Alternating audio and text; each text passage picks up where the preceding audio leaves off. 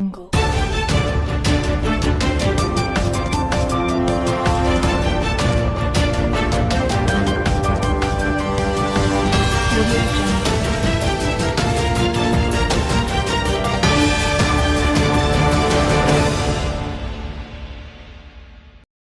Près de 60 ans d'histoire musicale et une influence majeure sur la rumba congolaise et les musiques africaines, le mythique orchestre Zaiko Langa Langa s'apprête à retrouver la scène parisienne pour un concert événement au Zénith le 24 avril prochain. Groupe mené par Jossar Nyoka Longo, bonsoir. Bonsoir. Alors la dernière fois que vous étiez venu sur ce plateau, c'était il y a 6 ans. 6 ans, oui. Vous souhaitiez l'entrée de la rumba congolaise au patrimoine culturel immatériel de l'humanité à l'UNESCO. Entre-temps, ça s'est fait. Qu'est-ce que ça représente pour un pionnier comme vous de cette musique? La rumba, c'est notre âme. C'est notre âme. Ça fait partie de notre culture. Et nous l'avons trouvé parce qu'il y a eu des années avant nous qui ont fait ce long chemin, qui nous ont appris, qui étaient nos modèles. Voilà. Et cette âme qu'on va retrouver le 24 avril prochain au Zénith à Paris, qui marque aussi votre retour sur scène, sur la scène parisienne. Oui. Après plus de 24 ans après. Ouais, après plus de 24 ans. Pourquoi ce moment était-il aussi important pour vous et pour vos fans? Oui, c'est très important parce que ça fait, comme je suis en train de le dire, ça fait 24 ans que nous sommes passés sur les planches du Zénith. Et je dirais que c'est pas un hasard. C'est pas un hasard parce que nous avons une histoire avec cette salle. La première fois que nous avons passé au Zénith, c'était en 2002. Et c'était, il y avait d'abord une première date. Le concert avait avorté parce qu'on n'avait pas encore nos visas. Et quand nous avons reçu obtenu nos visas, et le producteur Félix Petit nous a appelé pour dire voilà, il a trouvé une date avec pour notre spectacle au Zénith, et c'était le 7 septembre. Le 7 septembre 2002, et c'était aussi mon anniversaire. Ah oui. Et aujourd'hui, 24 ans après, et ça tombe encore le 24 avril, qui n'est pas n'importe quelle date pour nous, parce que le 24 avril, c'est le jour où Papa Wemba qui nous a quittés. Il faut savoir que Papa Wemba fut le détonateur de Zaiko Langa Langa. C'est grâce à lui que l'orchestre Belguide, dont on faisait partie, a été dissous pour qu'on crée l'orchestre Zaiko Langa Langa sur les cendres de l'orchestre Belguide. Et voilà donc pour il est décédé il y a 10 ans déjà. Oui. Donc c'est un concert hommage, concert où vous présenterez l'un de vos derniers titres, Awate, qu'on va écouter.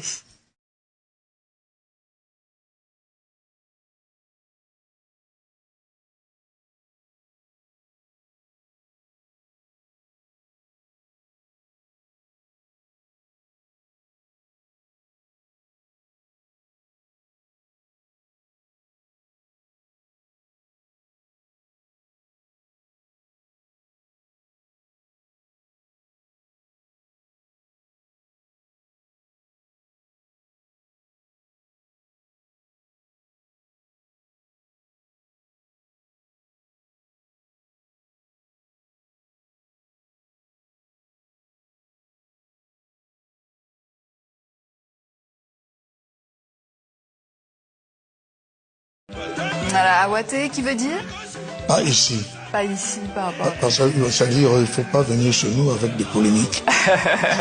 Ok, alors on le sait, Zaiko Langa Langa a profondément réinventé la rumba congolaise en y intégrant les influences funk, rock, pop.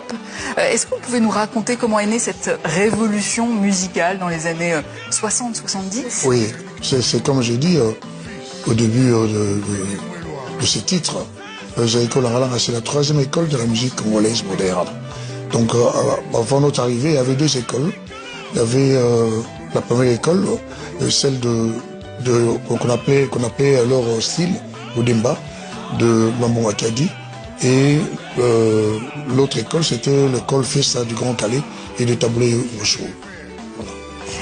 Depuis 1969, Zaiko Langa Langa a traversé plusieurs époques époque politique aussi, du Zaïre de Mobutu à la RDC actuelle. Comment votre musique a accompagné ou reflété ces changements de la société congolaise? Oui, comme j'ai dit, nous avons beaucoup apporté, hein, parce que je dirais que nos aînés, c'était beaucoup plus des classiques. Quand nous sommes arrivés, nous avons révolutionné, nous avons apporté beaucoup de choses dans notre rumba par rapport à la guitare solo. Est-ce que ça a une influence sur la politique du pays, par exemple? L'influence politique, non. Non. L'influence politique, non. L'influence culturelle, oui. Culturelle, oui. Et aujourd'hui, la musique congolaise continue d'influencer d'ailleurs les scènes africaines et urbaines. Quel regard portez-vous sur les artistes de la nouvelle génération, Fally Ipupa par exemple? Oui, surtout en ce qui nous concerne, nos enfants, nos jeunes frères font du bon travail.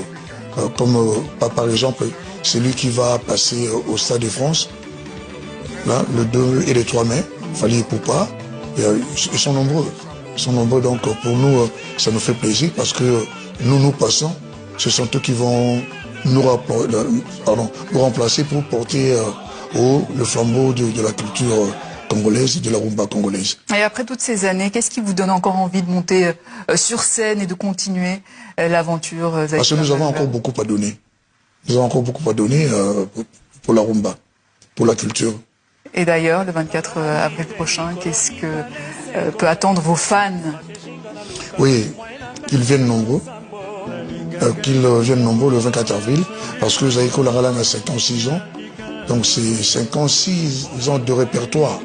Et il y a de ceux-là qui se sont rencontrés au cours de nos concerts et qui se sont mariés, qui ont aujourd'hui des enfants, et donc qui ont inculqué, je dirais, cet esprit de Zaïko à leurs enfants, donc de la jeune génération. Et il y aura des surprises Vous ne pouvez pas nous en parler? Les surprises, on ne peut pas les annoncer comme ça. Qu'ils viennent et ils vont vivre ces différentes surprises au cours de ce spectacle. Jossa Nyokalongo, merci, leader du groupe Mythique Congolais. C'est moi qui vous remercie.